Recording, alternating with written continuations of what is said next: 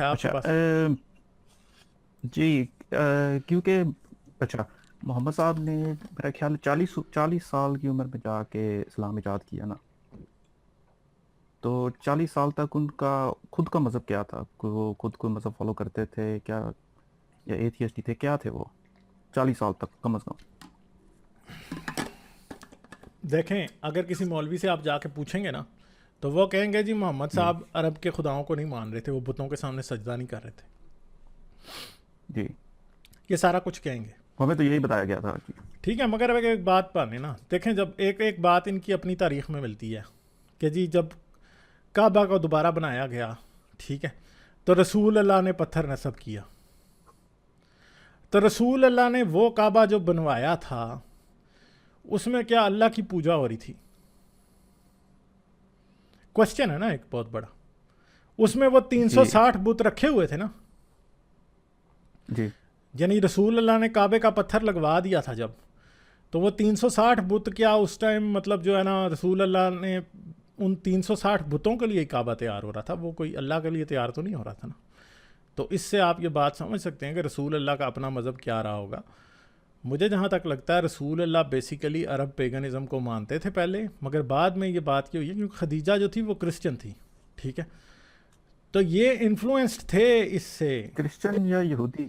یہ کرسچن تھی، یہودی نہیں تھی وہ؟ کرسچن تھی وہ، ٹھیک ہے. جو ورقہ بن نوفل تھا وہ بھی کرسچن تھا نا، تورات و انجیل کا عالم تھا نا. اگر وہ تورات کا عالم ہوتا تو ہم کہتے یہودی ہے، اگر وہ تورات و انجیل کا عالم ہے نا تو پھر ہم وہ کہیں گے کہ وہ کرسچن ہے، کیونکہ وہ انجیل کا بھی عالم ہے نا. یہودی تو انجیل کے عالم نہیں ہوتے، وہ تو صرف تورات کے عالم ہوتے ہیں.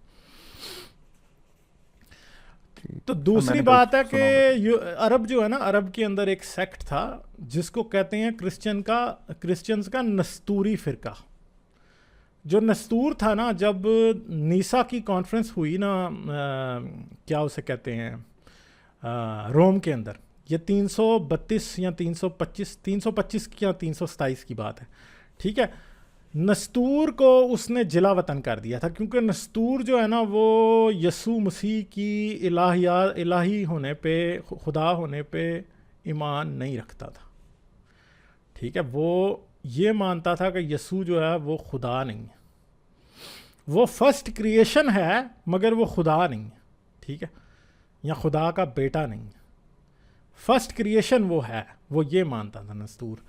تو یہ جو عرب کا علاقہ ہے نا، ادھر نستوری فرقہ جو تھا نا وہ مشہور تھا. تو جو میں سمجھتا ہوں نا کہ نستوری، یہ جو ورقہ بن نوفل ہوگا نا، یہ اصل میں نستوری فرقے سے تعلق رکھتا ہوگا، اور جو خدیجہ بھی تھی وہ بھی نستوری فرقے سے تعلق رکھتی، کیونکہ یہاں پہ کیتھولسزم یا پھر ایسٹرن آرتھوڈاکسی جسے آپ کہتے ہیں وہ موجود نہیں تھا، ٹھیک ہے، عرب کے علاقے میں.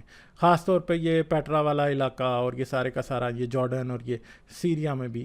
سیریا کو تو شاید اب دمشق میں تو شاید کرسچینٹی ہو موجود. پیٹرا کے اندر بھی جو تھے، پیٹرا کے شہر کے 4 حصے تھے، ٹھیک ہے. اس میں ایک جو تھے وہ ایسٹرن آرتھوڈاکسی والے تھے، ایک یہ نستورین ٹائپ کے لوگ تھے جو کہ ایسا فرقہ تھا کہ جو کہ پراپر کرسچینٹی کا فرقہ نہیں تھا. پھر ایک جو تھے وہ یہودی تھے، اور باقی مطلب جو ہے نا یہ عرب وغیرہ بھی تھے اس کے اندر.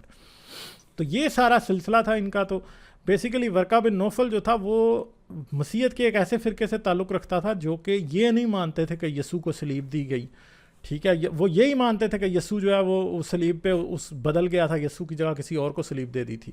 تو یہ اسلام کے جو بیسک آپ کو نکات ملتے ہیں نا کرسچینٹی سے متعلق، جتنے بھی عقائد آپ کو ملتے ہیں ان کے، وہ بیسیکلی نستوری فرقے سے ہی آتے ہیں، ٹھیک ہے. پھر ایک گاسپل ہے، اس کا نام ہے gospel of infancy of Christ. تو وہ ایک شخص ہے جس کو یسوع کا بھائی کہا جاتا ہے، اسے جیمز کہتے ہیں.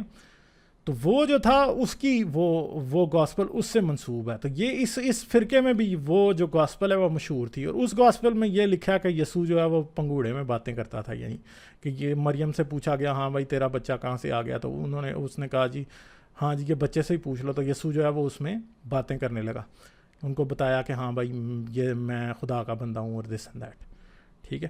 تو وہ بیسیکلی ایک جس کو وہ کہتے ہیں ایگنوسٹک گاسپل ہے، جس کو کرسچن جو ہے سچی انجیل نہیں مانتے.